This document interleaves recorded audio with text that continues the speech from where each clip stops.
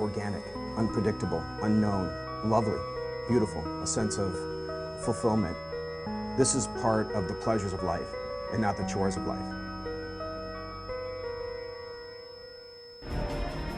Coming up today on Daily Iowan TV, food security. One local organization is making efforts to provide more food for Johnson County residents. And later, Earth Day, a few actions we can take to help the environment. Our very own Colin Murphy sat down with Iowa basketball's all-time leading scorer and find out if one of our reporters won in the three-point shootout against the one and only Jordan Bohannon.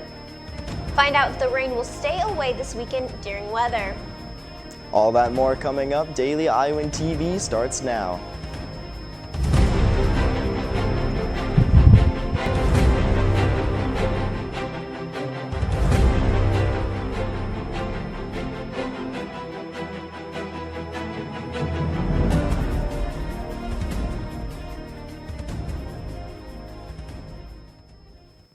Good morning. Thanks for tuning in to Daily Iowan TV. I'm Ryan Scott. On Thursday, Governor Branstad signed House File 543 into law, which strengthens protection for victims of domestic violence. This law allows judges to require an offender to wear a GPS monitoring device prior to being released. It also makes it easier for someone to be charged with stalking and makes it illegal for an offender to use a device to track their victims. The new law also allows repeat offenders to have tougher penalties. This means that people convicted of 3 or more different counts of domestic violence will spend at least 3 years in prison. Students at the University of Iowa, Iowa State University, and the University of Northern Iowa can expect their tuition costs to rise for the 2017 and 2018 academic year. In December, the Board of Regents voted to increase resident tuition by 2%. And on Thursday, the president of the board, Bruce Rastetter, said the board will be working with universities to consider adding an additional 3% increase to the already approved 2%. President Harold has proposed that the UI raise its tuition rate to the average of its peer group, which could potentially save the university $91 million. Also, the Board of Regents voted to raise the cost of room and board at the UI, ISU, and UNI for the 2017-2018 academic year. On Thursday at the Iowa Memorial Union, students gathered to elect the next Latinx constituency senator for the new UISG administration. Daily Iowan TV reporter Molly Shen has more. The student government held a senator election at IMU in the Iowa Theater from 5 to 6 p.m. They invited people to hear the candidate speak and vote for the candidate. Interested candidates must create up to 3 PowerPoint slides to see how they can accomplish as Latin constituency senator, followed up by 5 minutes of Q&A. Bryn Leo, the diversity director, says when the people become the senator, students are free to ask the person for help. Do have concerns about anything on campus, tell them to feel free to reach out to UISG. We're always looking to serve students. We're always looking to improve things on campus. People are excited from the event. Really excited to represent the Latinx community here at the University of Iowa, and I'm really excited that we had good voices in the room that were able to represent key constituencies, and I'm just really excited to go forward and work with the next student government. Every present student can vote for the candidates, and the candidate who gets the majority of the tickets is the winner. Molly Shen, located at IMU, Daily Iowan TV. Well, it's been pretty nice this morning. I hope the weather continues to be nice this weekend. Let's toss over to Kenzie Cooper in the weather studio to find out more. Thanks, Ryan. You're right. We've had a pretty dry work week, and it looks like it will stay that way into the weekend. This morning's high will reach 47 with partly cloudy skies. The clouds will stick around this afternoon with a high expected to reach 58. More clouds will be coming around into the evening hours with a high reaching 55. Saturday morning will remain cloudy with a high of 49. Now let's take a look at our 6-day extended forecast. The clouds will stick around into the afternoon with a high of 60. Saturday evening will remain cloudy with a high of 62. Sunday will be the warmest day of the week with sunny skies and a high reaching the low 70s. The high will also be reaching the low 70s on Monday with partly cloudy skies and high winds. The clouds will stick around on Tuesday and Wednesday with a high in the mid 60s. Scattered thunderstorms are expected for Thursday with temperatures also reaching the mid 60s. That's your weather for this week. Ryan, back to you. Thanks, Kenzie. With Johnson County being one of the lowest ranked Iowa counties in terms of food security, one organization has been working for over 2 decades to combat the situation. Daily Iowan TV reporter Christopher Cervantes has more. If you were to go to 840 South Capitol Street, you would find the organization Table to Table hard at work to make sure that no food goes to waste. Since 1996, Table to Table has collected and distributed over 12 million pounds of food, whether it be grown or glazed. Our mission is to keep wholesome edible food from going to waste. We're doing great right now. We're picking up around 43 to 45,000 pounds of food every week. It comes out to about 35,000 meals that we can provide a week. With so much food being transferred across Iowa City, Table to Table is forced to rely on both a constant staff and a plethora of volunteers. I also used to work at a grocery store, and so I would see the waste that wasn't being dealt with afterwards, and so I wanted to do something about that. However, with a steady business that is only growing, the organization is in need of volunteers more than ever. But just what is it that they look for in a volunteer? It all comes down to respect, actually, is probably the biggest thing, respecting who's donating to us and who's receiving.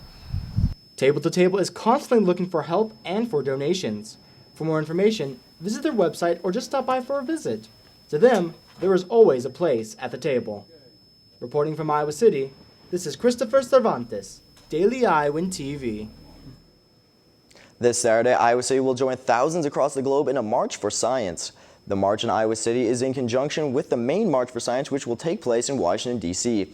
The aim of the march is to urge policymakers to base decisions on scientific evidence. The event will take place at 1 p.m. starting at the Pentecrest. Earth Day is only one day away. There are many different ways you can celebrate, such as using more eco-friendly modes of transportation like riding a bike. And there are also more simple ways that you can help. There are many ways one person can help the environment, but right now in Iowa City, I think the easiest way to help the environment is just pick up trash and throw it in the trash cans. There are plenty of events you can attend to celebrate Earth Day this weekend. You can find them at icgov.org. Well, I heard the spring game is tonight. I'm really excited to see football back in action here in Iowa City. Let's toss it over to Nikki Crossway in the sports studio with more. That's right, Ryan. Tonight is the spring game, and I'm very excited to be back in Kinnick Stadium watching Hawkeye football once again. Now moving on, or back, should I say, to Iowa basketball. The Iowa women's basketball team ended their season last month losing their final game to Washington State. The loss meant it would be the final game in Allie Disserhoff's career as a Hawkeye. Our very own Colin Murphy sat down with the former Hawkeye to discuss life post-basketball. Thanks, guys. I'm here in Carver Hawkeye Arena with the Iowa women's basketball team's all-time leading scorer, Allie Disserhoff. Allie, how are we doing? Doing great. So before we get to the serious stuff, the interview questions, me and Allie are going to shoot around a little bit. That sound good to you, Allie? Yeah. Are you ready for this? I mean, I don't know. I think you're going to beat me. I'm pretty rusty, but I'll give it a shot. I'll give it a shot. Already down 0 in a game of Iowa, I took my shot. Unfortunately for me, Allie matched it with a half-court shot of her own.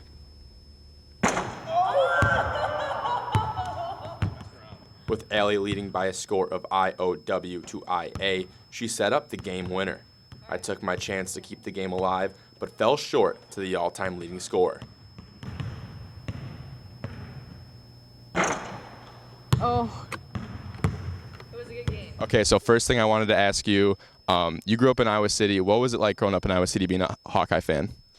I mean, it was great. I went to camps when I was a young girl. I went to a lot of the games. That's just kind of how I grew up. My mom played basketball with a few of the Iowa coaches, so I was always really interested in coming and watching the games. Loved basketball from a young age. Basketball is big in our family, so it's something we've all shared a common bond over for a really long time. So I've been a Hawkeye fan since I was a little girl, and it was just a dream come true ending up here. How did the recruiting process take place? Do you know you wanted to come to Iowa the entire time? Were you recruited by other schools, or was Iowa really the only D1 school looking at you? I was recruited by other schools too. I think deep down I always knew that I wanted to be a Hawkeye. It was just kind of waiting for that offer to come. So I started getting recruited. It was probably my sophomore year of high school. I made a switch to a different AAU team, which really helped accelerate the recruiting process. And I got looks from a number of the Big Ten schools, not any offers. offers from some of the in-state schools. Actually almost went to Iowa State, if you can believe that. My friend talked me out of that a few times, but I think I ultimately knew that obviously I wanted to be here. It was just a matter of waiting for the coaches to give me that offer. Well, Allie, thank you for joining us. It was awesome talking to you and hearing your future plans away from basketball. So any final words? No, I mean, thanks for having me. It was great chatting, and go Hawks. Definitely great chatting. Go Hawks. Guys, back to you. Iowa basketball will definitely miss Allie, but maybe we'll see her here as a coach in the future. Now moving to men's basketball, Mary-Kate Herron not only sat down with Iowa starting point guard Jordan Bohannon yesterday, but she also got to take him on in a three-point contest. Check it out. Off-season wise, what are some goals you have for yourself and then for next season? For individually wise, just to get a little stronger. I worked really hard before I got here in the summer to try to add some weight. I got too heavy at one point, so I had to lose some weight actually. But try to get more toner with my muscle and lose some body percent fat. It's little things like that, just working on ball handling, and it's kind of a culmination of things, just little things, just trying to get your body right and get your game as polished as possible. But team-wise, I said this in an interview after the TCU game, it starts with just having championship off-season this year, and that's just taking every single second you have on the court. You can't take it for granted. And the great teams are built now, and we got to realize that, and all of us are bought into that, and we're all willing to work really hard, and we have a really good chemistry. So I think that's going to help as summer goes along, and we have a foreign trip, and that's going to help a lot as well. And then now, so you're a big three-point shooter, obviously point guard, so that makes it a lot harder to guard. But I think you're one of two freshmen in the country with 175 plus assists and I think 85 plus threes, so that's pretty good. Myself, I was pretty good in high school, threes, whatever. So do you think you're going to beat me in this three-point contest? Yes, I would like to think so. I would hope so too, but whatever. But so now me and Jordan are going to go shoot. So you ready? Yep. All right, let's go.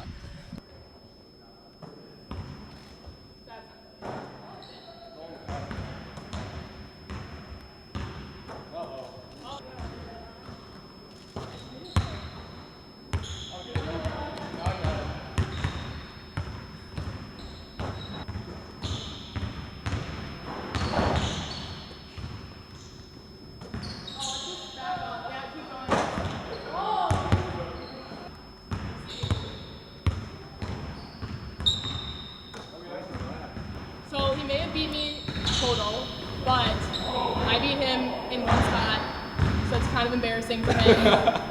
But it's not at the same time because I'm really good too, so I get it. But makes sense. Yeah, makes sense. You can catch both Mary-Kate and Colin's full interviews with Jordan and Allie on the Daily Iowan YouTube page. Now the Hawkeyes have a very busy weekend with the spring game happening tonight. Iowa baseball also will play tonight as they start their weekend series against Rutgers. Women's tennis and men's tennis also compete this weekend along with track and field. So it'll be a very busy weekend here in Iowa City. Now on Monday, we'll have updates from the spring game tonight, and we'll also give you a full weekend recap on the rest of your favorite Hawkeye teams. Ryan, back to you. Thanks, Nikki. Looking for some evening plans? Well, be sure to check out the Intersection a cappella group spring concert. The event will be taking place at the Iowa Memorial Union in the second floor ballroom at 7 p.m.